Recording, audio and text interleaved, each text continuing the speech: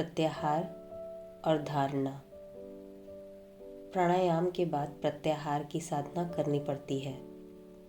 प्रत्याहार क्या है? तुम सबको ज्ञात है कि विषयानुभूति किस तरह होती है। सबसे पहले देखो, इंद्रियों के द्वार स्वरूप ये बाहर के यंत्र हैं। फिर है इंद्रियां। ये इंद्रियां मस्तिष्क में स्थित स्नायु केंद्रों की सहायता से शरीर पर कार्य करती हैं। इसके बाद है मन। जब यह समस्त एकत्र होकर किसी बाहरी वस्तु के साथ संलग्न होते हैं, तभी हम उस वस्तु का अनुभव कर सकते हैं। किंतु मन को एकाग्र करके केवल किसी एक इंद्रिय से संयुक्त कर रखना बहुत कठिन है, क्योंकि मन विषयों का दास है।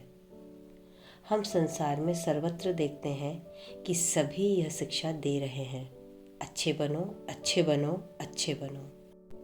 संसार में शायद किसी भी देश में ऐसा बालक नहीं पैदा हुआ जिसे मिथ्या भाषण न करने, चोरी न करने की आदि की शिक्षा न मिली हो। परंतु कोई उसे यह शिक्षा नहीं देता कि वह इन अशुभ कर्मों से किस प्रकार बचे। केवल बात करने से काम नहीं बनता, वह चोर क्यों न बने। हम तो उसको चोरी से निवृत्त होने की शिक्षा नहीं देते, उससे बस इतना ही कह देते हैं, चोरी मत करो। यदि उसे मन संयम का उपाय सिखाया जाए, तभी वह यथार्थ में शिक्षा प्राप्त कर सकता है, और वही उसकी सच्ची सहायता और उपकार है। जब मन इंद्रिय नामक भिन्न भिन्न स्नायु केंद्रों में संलग्न रहता है, तभी समस्त बाह्य और अभ्यंतरिक कर्म होते हैं। इच्छापूर्वक अथवा अनिच्छापूर्वक मनुष्य अपने मन को भिन्न भिन्न इंद्रिय नामक केंद्रों में संलग्न करने को बाध्य होता है। इसीलिए मनुष्य अनेक प्रकार के दुष्कर्म करता है और बाद में कष्ट पाता है।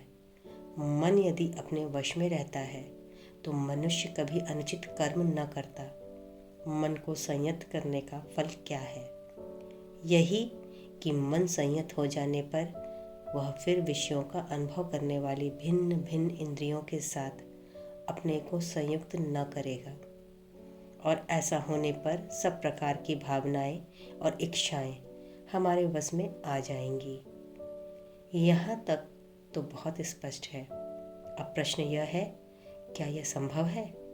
हाँ, यह संपूर्ण रूप से संभव है। तुम लोग वर्तमान समय में भी इसका कुछ आभास पा रहे हो। विश्वास के बल से आरोग्य लाभ कराने वाला संप्रदाय दुख, कष्ट, अशुभ आदि के अस्तित्व को बिल्कुल अस्वीकार कर देने की शिक्षा देता है। इसमें संदेह नहीं कि इनका दर्शन बहुत कुछ पेंचदार है, किंतु वह भी योग का एक अंश है। किसी तरह उन लोगों ने अचानक उसका ज्ञान प्राप्त कर लिया है। जहाँ वे दुख कष्ट के अस्तित्व को अस्वीकार करने की शिक्षा देकर लोगों के दुख दूर करने में सफल होते हैं, तो वहाँ समझना होगा कि उन्होंने वास्तव में प्रत्याहार की ही कुछ शिक्षा दी है, क्योंकि वे उस व्यक्ति के मन को यहाँ तक सबल कर देते हैं कि वह इंद्रियों की गवाही पर विश्वास ही नहीं करता। सम्मोहनकारी व्यक्ति इसी प्रकार सम्मोहक संकेत द्वारा कुछ देर के लिए अपने सम्मोहित व्यक्तियों को एक प्रकार के अस्वाभाविक प्रत्याहार से उद्दीप्त करते हैं, जिसे साधारणतः सम्मोहक संकेत कहते हैं। वह केवल कमजोर मन पर ही अपना प्रभाव फैला सकता है। सम्मोहनकारी जब तक स्थिर दृष्टि अथवा अन्य किसी उपाय द्वारा अपने सम्मोहित व्यक्ति के मन को निष्क्रिय, जड़ तुल्य, अस्वाभाविक अवस्था में नहीं ले जा सकता, तब तक वह चाहे जो कुछ सोचने, सुनने या देखने का आदेश दे, उसका कोई फल न होगा। सम्मोहनकारी या विश्वास बल से आरोग्य कराने वाले थोड़े समय के लिए जो अपने सम्मोहित व्यक्तियों के शरीरस्थ स्नायु केंद्रों अर्थात इंद्रियों को वशीभूत कर लेते हैं, वह अत्यंत निंदा वाला कर्म है, क्योंकि वह उसको अंत में सर्वनाश के रास्ते पर ले जाता है। यह कोई अपनी इच्छा शक्ति के बल से अपने मस्तिष्क में केंद्रों का संयम तो नहीं करते, यह तो दूसरों की इच्छा शक्ति के एकाएक प्रबल आघात से सम्मोहित व्यक्ति के मन को कुछ समय के लिए मानो जड़ कर देता है। वह लगाम और बाहुबल की सहायता से गाड़ी खींचने वाले उत्कृल घोड़ों को उन्मत्त गति को संयत करना नहीं है, वरन दूसरों से उन अश्वों पर तीव्र आघात करने को कहकर उनको कुछ समय के लिए चुप कर रखना है। उस व्यक्ति पर यह प्रक्रिया जितनी ही की जाती है, उतना ही वह अपने मन की शक्ति क्रमशः खोने लगता है और अंत में मन को पूर्ण रूप से जीतना तो दूर रहा, उसका मन बिल्कुल शक्तिहीन और विचित्र जड़पिंड सा हो जाता है तथा पागलखाने में भी उसकी चरम गति आ ठहरती है। अपने मन को स्वयं अपने मन की सहायता से वश में लाने की चेष्टा के बदले इस प्रकार दूसरे की इच्छा से प्रेरित होकर मन का संयम अनिष्टकारक ही नहीं है, वरन जिस उद्देश्य से वह कार्य किया जाता है वह भी सिद्ध नहीं होता। प्रत्येक जीवात्मा का चरम लक्ष्य है मुक्ति या स्वाधीनता, जड़ वस्तु और चित्त वृत्ति के दासत्व से मुक्ति लाभ करके उस पर प्रभुत्व स्थापित करना, बाह्य और अंतः प्रकृति पर अधिकार जमाना। किंतु उस दिशा में सहायता करने की बात तो अलग रही। दूसरे व्यक्ति द्वारा प्रयुक्त इच्छा शक्ति का प्रवाह हम पर लगी हुई चित्त वृत्ति बंधनों और प्राचीन कुसंस्कारों की भारी बेड़ी में एक और कड़ी जोड़ देता है। फिर वह इच्छा शक्ति हम पर किसी भी रूप से क्यों न प्रयुक्त हो, और चाहे उससे हमारी इंद्रियां प्रत्यक्ष वशीभूत हो जाएं, चाहे वह एक प्रकार की पीड़ित या विकृत अवस्था में हमें इंद्रियों का संयत कराने के लिए बाध्य करे। इसलिए सावधान, दूसरे को अपने ऊपर इच्छा शक्ति का संचालन न करने देना अथवा दूसरे पर ऐसी इच्छा शक्ति का प्रयोग करके अनजाने उसका सत्यानाश न कर देना। यह सत्य है कि कोई कोई लोग कुछ व्यक्ति की प्रवृत्ति का मोड़ फेर कर कुछ दिनों के लिए उनका कुछ कल्याण करने में कृतकार्य होते हैं, परंतु साथ ही वे दूसरों पर इस सम्मोहन शक्ति का प्रयोग करके बिना जाने लाखों नर नारियों को एक प्रकार से विकृत जड़ अवस्था उत्पन्न कर डालते हैं, जिसके परिणाम स्वरूप उस सम्मोहित व्यक्तियों की आत्मा का अस्तित्व तक मानो लुप्त हो जाता है। इसलिए जो कोई व्यक्ति तुमसे अंधविश्वास करने को कहता है अथवा अपनी श्रेष्ठतर इच्छा शक्ति के बल से लोगों को वशीभूत करके अपना अनुसरण करने के लिए बाध्य करता है, वह मनुष्य जाति का भारी अनिष्ट करता है, भले ही वह इसे इच्छापूर्वक न करता हो। अतएव अपने मन का संयम करने के लिए सदा अपने ही मन की सहायता लो और यह सदा याद रखो कि तुम यदि रोगग्रस्त नहीं हो तो कोई भी बाहरी इच्छा शक्ति तुम पर कार्य न कर सकेगी। जो व्यक्ति तुमसे अंधे के समान विश्वास कर लेने को कहता है, उससे दूर ही रहो, वह चाहे कितना भी बड़ा आदमी या साधु क्यों न हो। संसार के सभी भागों में ऐसे बहुत से संप्रदाय हैं जिनके धर्म के प्रधान अंग नाच गान उछल कूद चिल्लाना आदि करते हैं। वे सब संगीत नृत्य और प्रचार करना आरंभ करते हैं, तब उनके भाव मानो संक्रामक रोग की तरह लोगों के अंदर फैल जाते हैं। वे भी एक प्रकार के सम्मोहनकारी हैं। वे थोड़े समय के लिए भावुक व्यक्तियों पर गजब का प्रभाव डाल देते हैं, पर हाय, परिणाम यह होता है कि सारी जाति अधपतित हो जाती है। इस प्रकार की अस्वाभाविक बाहरी शक्ति के बल से किसी व्यक्ति या जाति के लिए ऊपर अच्छी होने की अपेक्षा अच्छी न रहना ही बेहतर है, और वह स्वास्थ्य का लक्षण है। इन धर्म उन्मत्त व्यक्तियों का उद्देश्य अच्छा भले ही हो, परंतु इनको किसी उत्तरदायित्व का ज्ञान नहीं। इन लोगों द्वारा मनुष्य का जितना अनिष्ट होता है उसका विचार करते ही हृदय स्तब्ध हो जाता है। वे नहीं जानते कि जो व्यक्ति संगीत सत्व आदि की सहायता से उनकी शक्ति के प्रभाव से इस तरह एकाएक भगवत भाव में मत हो जाते हैं, वे अपने को केवल जड़ विकृत भाव वाले और शक्ति शून्य बना लेते हैं और सहज ही किसी भी भाव के वश में हो जाते हैं। फिर वह भाव कितना भी बुरा क्यों ना हो, उसका प्रतिरोध करने की उनमें तनिक भी शक्ति नहीं रह जाती। इन अज्ञ आत्मवंचित व्यक्तियों के मन में यह स्वप्न भी नहीं आता कि वे एक ओर जहाँ यह कहकर हर्ष उत्फुल्ल हो रहे हैं कि उनमें मनुष्य के हृदय को परिवर्तित कर देने की अद्भुत शक्ति है। जिस शक्ति के संबंध में वे सोचते हैं कि वह बादल के ऊपर अवस्थित किसी पुरुष से उन्हें मिली है, वह साथ ही वे भावी मानसिक अवनति, पाप, उन्मत्तता और मृत्यु के बीज भी बो रहे हैं।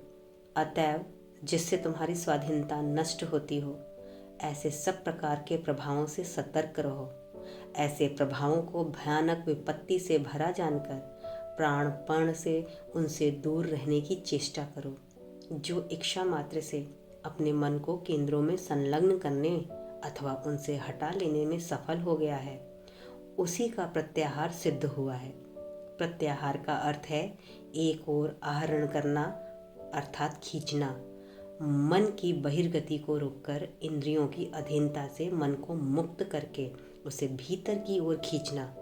इसमें कृत कार्य होने पर हम यथार्थ में चरित्रवान होंगे, तभी और तभी समझेंगे कि हम मुक्ति के मार्ग में बहुत दूर बढ़ गए हैं। इससे पहले हम तो मशीन मात्र हैं।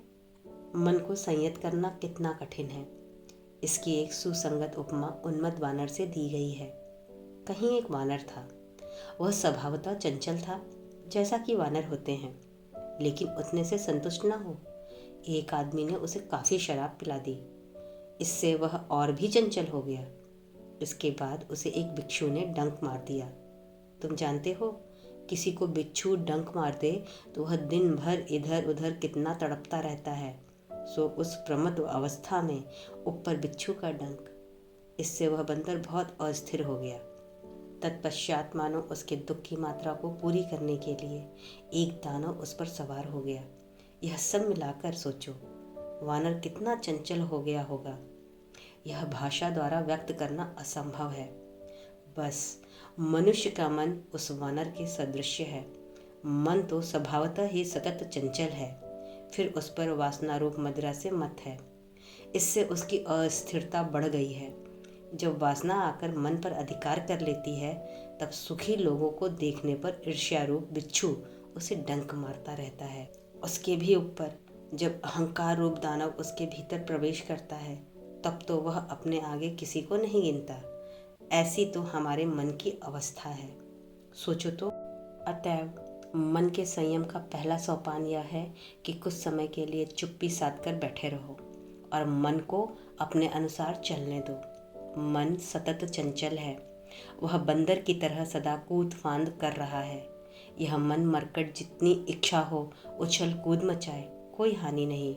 धीर भाव से प्रतीक्षा करो और मन की गति देखते जाओ। लोग जो कहते हैं कि ज्ञान ही यथार्थ शक्ति है, यह बिल्कुल सत्य है। जब तक मन की क्रियाओं पर नजर न रखोगे, उसका संयम न कर सकोगे। मन को इच्छानुसार घूमने दो।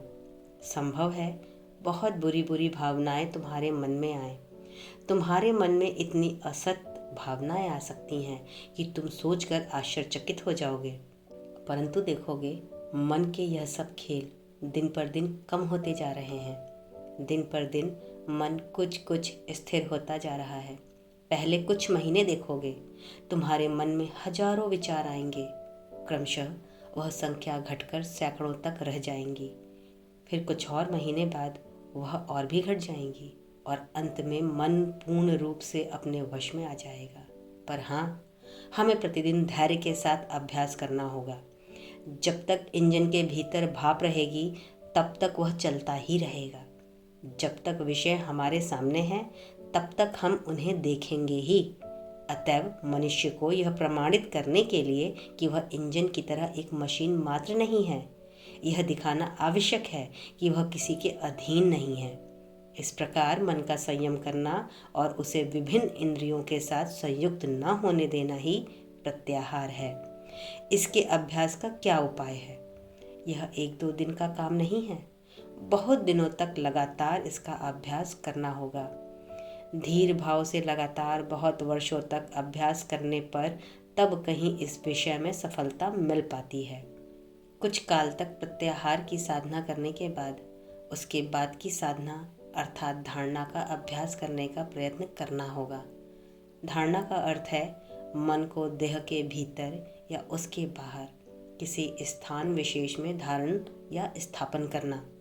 मन को स्थान विशेष में धारण करने का अर्थ क्या है? इसका अर्थ यह है कि मन को शरीर के अन्य सब स्थानों से अलग करके किसी एक विशेष अंश के अनुभव में बलपूर्वक लगाए रखना। मान लो मैंने मन को हाथ में धारण किया, तब शरीर के अन्य अवयव विचार विषय के बाहर हो जाएंगे। जब चित्त अर्थात मनोवृत्ति किसी निर्दिष्ट स्थान में आबद्ध होती है, तब उसे धारणा कहते हैं। यह धारणा अनेक प्रकार की है। इस धारणा के अभ्यास के समय किसी कल्पना की सहायता लेने से काम अच्छा सधता है। मान लो हृदय के एक बिंदु में मन को धारण करना है। इसे कार्य में परिणत करना बड़ा कठिन है। अतएव सहज उपाय यह है कि हृदय में एक पद्म की भावना करो और कल्पना करो कि वह ज्योति से पूर्ण है। चारों ओर उस ज्योति की आभा बिखर रही है। उसी जगह मन की धारणा करो, अथवा मस्तिष्क में स्थित सहस्त्र दल कमल को, अथवा पूर्वोक्त सुषुम्ना में स्थित विभिन्न चक्रों को ज्योतिर्मय रूप में सोचो। योगी के लिए नियमित अभ्यास आवश्यक है। योगी को अकेले रहने का प्रयत्न करना होगा। विभिन्न प्रकार के मनुष्यों के साथ रहने से चित्त विक्षिप्त हो जाता है। उनका अधिक बातचीत करना उचित नहीं। अधिक बातचीत करने से मन चंचल हो जाता है। अधिक काम करना भी अच्छा नहीं, क्योंकि इससे भी मन डामाडोल रहता है। सारे दिन की कड़ी मेहनत के बाद मन का संयम नहीं हो सकता। जो उपयुक्त नियमों के अनुसार चलते हैं वे ही योगी हो सकते हैं। योग की ऐसी अद्भुत शक्ति है कि बहुत थोड़ी मात्रा में भी उनका अभ्यास करने पर बहुत अधिक फल प्राप्त होता है। इससे किसी का अनिष्ट नहीं होता, वरन इससे सबका उपकार ही होता है। पहले तो स्नाविक उत्तेजना शांत हो जाएगी, मन शांत भाव धारण करेगा और समस्त विषयों को अत्यंत स्पष्ट रूप से देखने और समझने की शक्ति आएगी। मिजाज अच्छा रहेगा, स्वास्थ्य भी क्रमशः उत्तम हो जाएगा। योगा अभ्यास करने पर जो चिन्ह योगियों में प्रकट होते हैं, देह की स्वस्थता उनमें प्रथम है। स्वर भी मधुर हो जाएगा। स्वर में जो कुछ दोष है सब निकल जाएगा। और भी अनेक प्रकार के चिन्ह प्रकट होंगे, पर ये ही प्रथम है। जो बहुत अधिक साधना करते हैं उनमें और भी दूसरे लक्षण प्रकट होते हैं। कभी कभी घंटा ध्वनि की तरह का शब्द सुनाई पड़ेगा, मानो दूर बहुत से घंटे बज रहे हैं और वे सारे शब्द मिलकर कानों में लगातार आघात कर रहे हैं। कभी कभी देखोगे आलोक के छोटे छोटे कण हवा में तैर रहे हैं और क्रमशः कुछ कुछ बड़े होते जा रहे हैं। तब यह लक्षण प्रकाशित होंगे। तब समझना कि तुम द्रुत गति से साधना में उन्नति कर रहे हो। जो योगी होने की इच्छा करते हैं और कठोर अभ्यास करते हैं, उन्हें पहली अवस्था आहार के संबंध में कुछ विशेष सावधानी रखनी होगी। जो शीघ्र उन्नति करने की इच्छा करते हैं, वे यदि कुछ महीने केवल दूध और अन्न आदि निमिष भोजन पर रहें तो उन्हें साधना में बड़ी सहायता मिलेगी। किंतु जो लोग दूसरे दैनिक कामों के साथ थोड़ा बहुत अभ्यास करना चाहते हैं, उनके लिए अधिक भोजन न करने से ही काम बन जाएगा। उन्हें खाद्य के संबंध में उतना विचार करने की आवश्यकता नहीं। वे जो इच्छा हो वही खा सकते हैं। जो कठोर अभ्यास करके शीघ्र उन्नति करना चाहते हैं, उन्हें आहार के संबंध में विशेष सावधान रहना चाहिए। देह यंत्र धीरे धीरे जितना ही सूक्ष्म होता जाता है, उतना ही तुम देखोगे कि एक सामान्य अनियम से भी तुम अपना संतुलन खो बैठते हो। जब तक मन पर संपूर्ण अधिकार नहीं हो जाता, तब तक आहार में एक ग्रास की अल्पता या अधिकता संपूर्ण देह यंत्र को बिल्कुल अप्रकृतिस्थ कर देगी। मन के पूर्ण रूप से अपने वश में आने के बाद जो इच्छा हो खाया जा सकता है। मन को एकाग्र करना आरंभ करने पर देखोगे कि एक सामान्य पिन गिरने से ही ऐसा मालूम होगा कि मानो तुम्हारे मस्तिष्क में से वज्र पार हो गया। इंद्रिय यंत्र जितने सूक्ष्म होते जाते हैं, अनुभूति भी उतनी ही सूक्ष्म होती जाती है। इन्हीं सब अवस्थाओं में से होते हुए हमें क्रमशः अग्रसर होना चाहिए। और जो लोग अध्यवसाय के साथ अंत तक लगे रह सकते हैं, वे ही कृतकार्य होंगे। सब प्रकार के तर्क और चित्त में विक्षेप उत्पन्न करने वाली बातों को दूर कर देना होगा। शुष्क, और निरर्थक तर्कपूर्ण प्रलाप से क्या होगा? वह केवल मन के साम्य भाव को नष्ट करके उसे चंचल भर कर देता है। इन सब तत्वों की उपलब्धि की जानी चाहिए। केवल बातों से क्या होगा? अतएव सब प्रकार की बकवास छोड़ दो। जिन्होंने प्रत्यक्ष अनुभव किया है, केवल उन्हीं के लिखे ग्रंथ पढ़ो। शक्ति के समान बनो। भारतवर्ष में एक सुंदर किंवदंती प्रचलित है। वह यह कि आकाश में स्वाति नक्षत्र के तुंगस्थ रहते यदि पानी गिरे और उसकी एक बूंद किसी सीपी में चली जाए तो उसका मोती बन जाता है। सीपियों को यह मालूम है। अतएव जब नक्षत्र उदित होता है तो वे सीपियां पानी की ऊपरी सतह पर आ जाती हैं और उस समय की एक अनमोल बूंद की प्रतीक्षा करती रहती हैं। ज्यों ही एक बूंद पानी उसके पेट में जाता है, त्यों ही उस जल कण को लेकर मुंह बंद करके वे समुद्र के अथाह गर्भ में चली जाती हैं और वहां बड़े धैर्य के साथ उनसे मोती तैयार करने के प्रयत्न में लग जाती हैं। हमें भी उन्हीं सीपियों की तरह होना होगा। पहले सुनना होगा, फिर समझना होगा, अंत में बाहरी संसार से दृष्टि बिल्कुल हटाकर सब प्रकार की विक्षेपकारी बातों से दूर रहकर हमें अंतर्निहित सत्य तत्व के विकास के लिए प्रयत्न करना होगा। एक भाव को नया कहकर ग्रहण करके उसकी नवीनता चली जाने पर फिर एक दूसरे नए भाव का आश्रय लेना। इस प्रकार बारंबार करने से तो हमारी सारी शक्ति ही इधर उधर बिखर जाएगी। एक भाव को पकड़ो, उसी को लेकर चलो, उसका अंत देखे बिना उसे मत छोड़ो। जो एक भाव लेकर उसी में मत रह सकते हैं, उन्हीं के हृदय में सत्य तत्व का उन्मेष होता है। और जो यहाँ कुछ वहाँ कुछ इस तरह खटाई चखने के समान सब विषयों को मानो थोड़ा थोड़ा चखते जाते हैं, वे कभी कोई चीज नहीं पा सकते।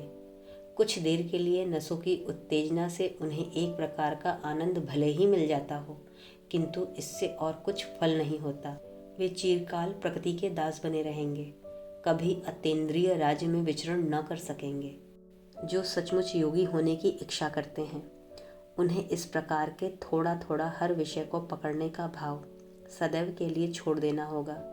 एक विचार लो, उसी विचार को अपना जीवन बनाओ, उसी का चिंतन करो, उसी का स्वप्न देखो और उसी में जीवन बिताओ। तुम्हारा मस्तिष्क, स्नायु, शरीर के सर्वांग उसी के विचार से पूर्ण रहें।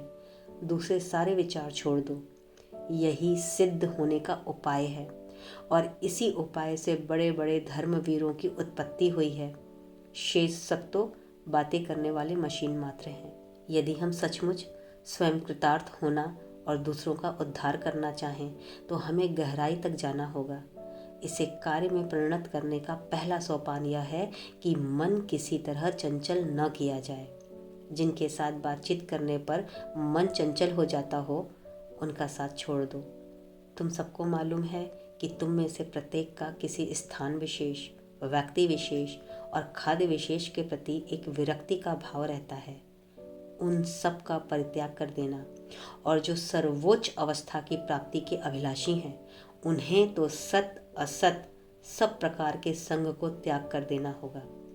पूरी लगन के साथ कमर कसकर साधना में लग जाओ। फिर मृत्यु भी आ जाए तो क्या, काम सधे या प्राण ही जाए, फल की ओर आंख रखे बिना साधना में मग्न हो जाओ। निर्भीक होकर इस प्रकार दिन रात साधना करने पर 6 महीने के भीतर ही तुम एक सिद्ध योगी हो सकते हो। परंतु दूसरे जो थोड़ी थोड़ी साधना करते हैं, सब विषयों को जरा जरा चखते हैं, वे कभी कोई बड़ी उन्नति नहीं कर सकते। केवल उपदेश सुनने से कोई फल नहीं होता। जो लोग तमोगुण से पूर्ण हैं, अज्ञानी और आलसी हैं, जिनका मन कभी किसी वस्तु पर स्थिर नहीं रहता, जो केवल थोड़े से मजे के अन्वेषण में हैं, उनके लिए धर्म और दर्शन केवल मनोरंजन के विषय हैं। जो सिर्फ थोड़े से अमोद प्रमोद के लिए धर्म करने आते हैं, वे साधना में अध्यवसायहीन हैं। वे धर्म की बातें सुनकर सोचते हैं, वाह ये तो अच्छी बातें हैं, पर इसके बाद घर पहुंचते ही सारी बातें भूल जाते हैं। सिद्ध होना हो तो प्रबल अध्यवसाय चाहिए, मन का अपरिमित बल चाहिए। अध्यवसायशील साधक कहता है, मैं चुल्लू से समुद्र पी जाऊंगा, मेरी इच्छा मात्र से पर्वत चूर चूर हो जाएंगे। इस प्रकार का तेज इस प्रकार का दृढ़ संकल्प लेकर कठोर साधना करो और तुम ध्येय को अवश्य प्राप्त करोगे।